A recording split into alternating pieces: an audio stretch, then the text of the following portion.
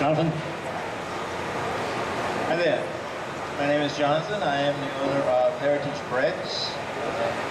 I taught at Lakota Blue for 14 years and left there in February and started this company. We're over in the Sunrise Flour Mill booth with bread. And I'm going to talk about the next stage from this, which is the resting fermentation part. It's very, very important. So right now that dough is very tight. We need to let that relax and ferment. And this is the first fermentation. So what I would do is put that in the proofer. At home, you could put it right in the oven with your light on. That is a good temperature in there to be able to proof it.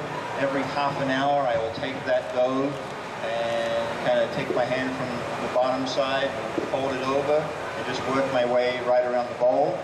And until I'm done, flip it over, put that back in there, and I do that for 4 hours every half an hour. So it's really not a matter of how much work you're doing. It's, as Chris said, time and temperature. So having the right temperature in there for the bread to, or the dough to ferment and to proof, and just letting the time do the work. Because that bacteria in the culture is expanding and growing.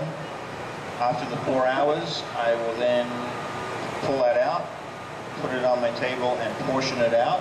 And depending on what size loaf you want, remember when you do bake, you are losing a portion of that through evaporation of the liquid.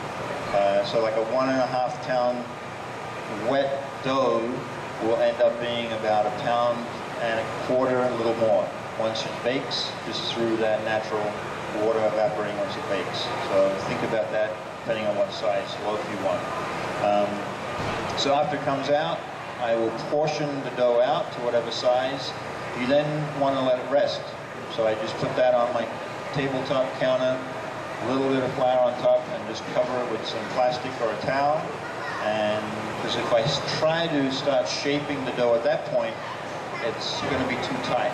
Because you've already moved it, you've cut it. Also, when you're portioning it out, very important, you want to try to get as close to the size in one cut as possible.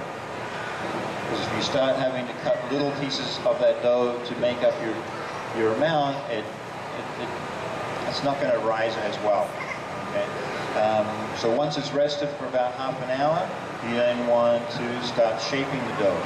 And what we're trying to do with shaping is really build the structure into the dough, so that way when you do put it in the oven, it's going to have enough structure to rise rather than just falling down once that heat hits it.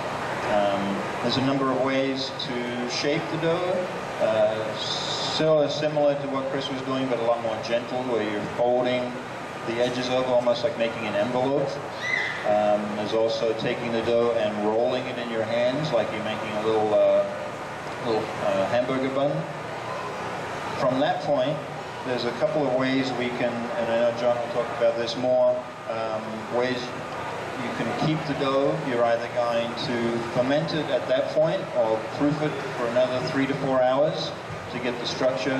What I do and what Chris does is we put it in the fridge overnight.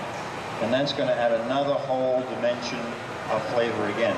By, again, that time part, that bacteria, this is called to retard the fermentation. So it's fermenting or proofing, but very, very slowly in the fridge. But that's going to give you a lot more flavor than just proofing and baking the same day. A couple of ways you can do that. Banneton.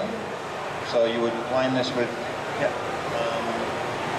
this has, whenever I'm using this, I use rice flour instead of regular flour. It's a little drier.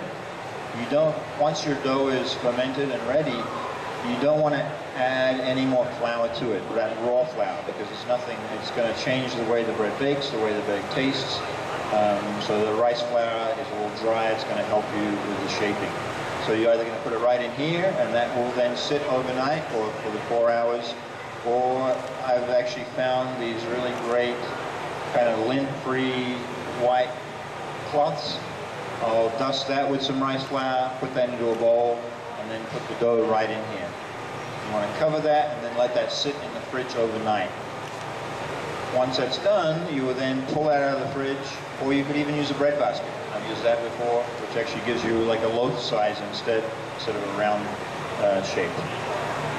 Once it comes out of the fridge, you then want to let that warm up, and that's going to take between 3 and 4 hours. Again, you want to let that bacteria start to get active from the culture in the bread. You want to let it rise. And what I found is, like, good judges, one, it shouldn't be cold. The other thing is if you touch it and it springs back nice and quickly, then you kind of know it's ready. If it starts getting bubbles on the top, then you're going to be careful, it may be overproofed. You know, once bubbles start to, there's more bacteria than you need. And then John's going to talk about temperature and how to bake. Yeah, question? What are you covering it with when it's in the refrigerator? In the refrigerator, I just cover it with a paper bag, or the plastic bag. That's all. You just don't want it to dry out. Or I'll take another one of these towels, a little flour, put on top. But you do want to cover it with a plastic bag so that way it doesn't dry out in the fridge, because you don't want it forming a skin. And remember, when you're putting it into any of these, that whatever's going on the bottom, that's your presentation side. That's what's going to be turned out, and then you're going to bake that. If anyone has any more questions on these items, just let me know after. Okay, thank you.